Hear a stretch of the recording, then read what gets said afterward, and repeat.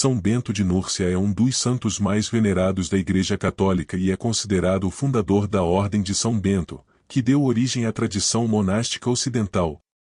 Sua vida e obra tiveram um impacto profundo no cristianismo e na história da Europa, especialmente durante a Idade Média.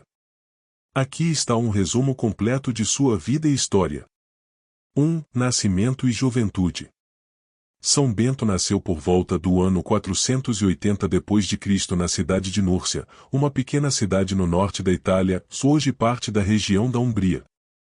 Ele era filho de uma família nobre e cristã. Seus pais, Eutrópio e Abundância, deram-lhe uma educação esmerada. Quando ainda era jovem, seus pais enviaram-no a Roma para estudar, a fim de que ele recebesse uma boa formação.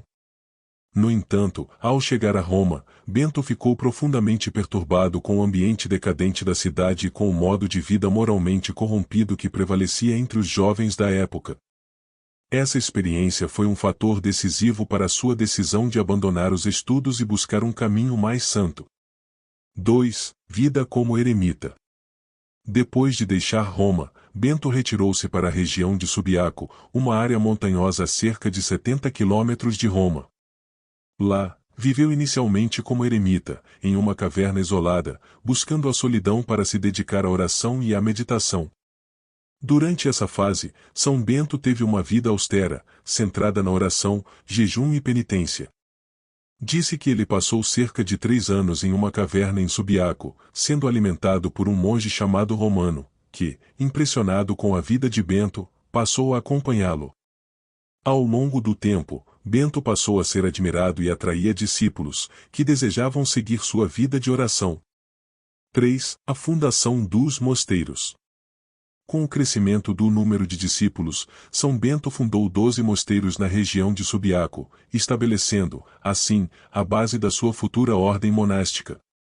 A mais importante dessas fundações foi o mosteiro de Monte Cassino, uma cidade situada entre Roma e Nápoles, onde ele estabeleceu a regra monástica que viria a ser conhecida como a regra de São Bento.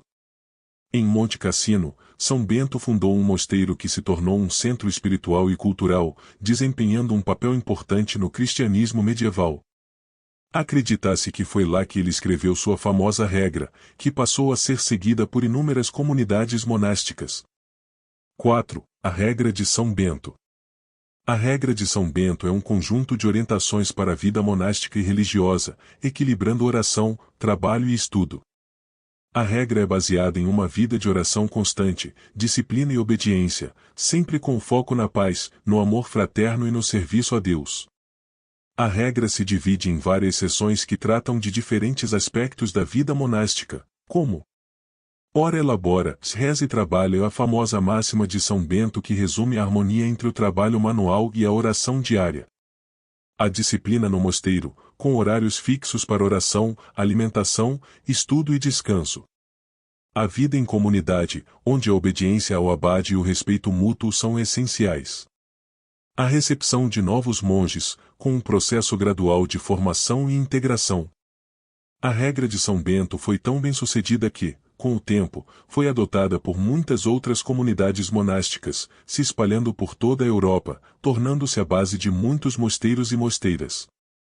5. Milagres e influência. São Bento é frequentemente associado a milagres. Muitos relatos sobre sua vida falam de curas, expulsão de demônios e até mesmo da proteção divina contra ataques inimigos. Um exemplo famoso é o milagre do veneno. Certo dia, um monge inimigo tentou envenenar São Bento oferecendo-lhe um cálice de vinho envenenado. Quando Bento fez o sinal da cruz sobre o cálice, o vinho se quebrou e o veneno se desfez, salvando-o. Outro milagre atribuído a ele é o de ter libertado uma jovem possuída pelo demônio por meio da oração. Bento também é famoso por sua autoridade moral, sendo consultado até por reis e imperadores, que o viam como um líder espiritual. 6. Morte e canonização. São Bento morreu em 21 de março de 547, com cerca de 67 anos, em Monte Cassino, onde ele passou seus últimos dias. Segundo a tradição, ele morreu de causa natural, mas não antes de se ter preparado espiritualmente para o fim, recebendo a comunhão e oferecendo suas últimas orações. Sua morte é um testemunho da vida de santidade e dedicação a Deus. Ele foi canonizado oficialmente como santo pela Igreja Católica, embora já fosse venerado como tal logo após sua morte. Em 1964, o Papa Paulo VI o proclamou patrono da Europa, dado o seu papel fundamental na preservação da cultura cristã e na formação de instituições monásticas que ajudaram a salvar o conhecimento da antiguidade durante as invasões bárbaras. 7. O legado de São Bento. O legado de São Bento é imenso. Sua regra se tornou uma das mais influentes na história do monaquismo cristão, estabelecendo um modelo para as comunidades religiosas que perdura até hoje. Seus ensinamentos de oração, humildade, trabalho e vida comunitária continuam a ser uma inspiração para milhares de monges e leigos em todo o mundo. A Ordem de São Bento, ou Ordem Beneditina, segue sua regra até os dias de hoje, com mosteiros e abadias espalhados por todo o mundo. Além disso, a figura de São Bento é um símbolo de proteção, sendo frequentemente invocado para afastar o mal e trazer paz. Símbolos de São Bento. São Bento é frequentemente representado com a crozier, cajado, o livro, representando sua regra, e a capa monástica.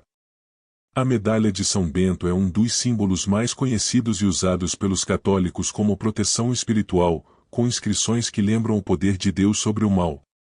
A medalha de São Bento contém várias letras que são iniciais de uma oração de exorcismo e proteção, que diz: Vade retro satana, num quam suade mihi vana. Sunt mala quae libas, ipsi venena bibas. Tradução: Retirate, Satanás, nunca me aconselhes coisas vãs. São mais as coisas que me ofereces, bebe tu mesmo o teu veneno. Conclusão: São Bento de Núrcia, com sua vida de oração, trabalho e disciplina, se tornou um farol de fé para muitos cristãos ao longo dos séculos. Sua regra não é apenas um guia para os monges, mas também um convite a todos os cristãos a viverem uma vida equilibrada, dedicada a Deus e ao próximo. Ele é lembrado e venerado por sua profunda sabedoria espiritual, por sua capacidade de fundar uma ordem monástica que ajudou a preservar a cultura cristã durante tempos de crise e por seu testemunho de humildade, serviço e amor a Deus.